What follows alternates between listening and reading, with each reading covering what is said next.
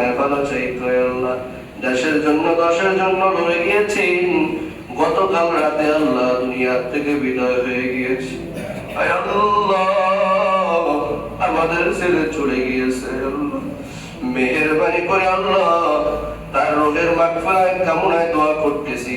আয় আল্লাহ, তার আত্মাকে আপনি জান্নাতবাসী করে দিয়েন। আয় আল্লাহ, আয় আল্লাহ, সারা দেশবাসী কান্না করে আল্লাহ, যখন শুনতে পেয়েছি তিনি ইন্তেকাল করেছে, কলিজাটা ফেটে গিয়েছে। আয় আল্লাহ,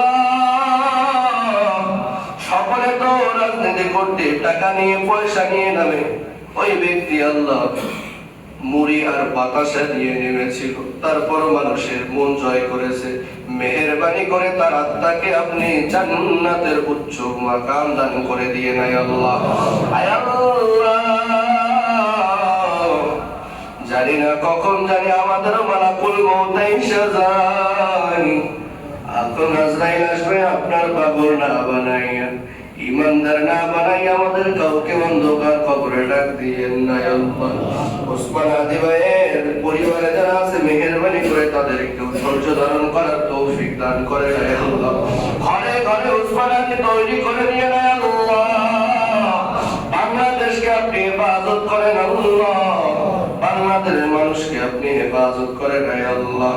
আল্লাহ, জনগণকে হেফাজত করেন আল্লাহ, শাসকদেরকে হেফাজত করেন আল্লাহ।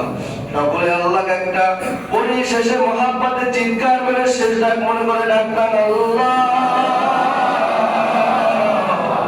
জানি না কখন জানি মালাকুল মউত এসে যায়, অন্তিম মুহূর্তে আপনার পাগল না বানায়া, আপনারা আশিক না বানাই আমাদের কাউকে অন্ধকার কবরে ডাক দিয়েন না আল্লাহ।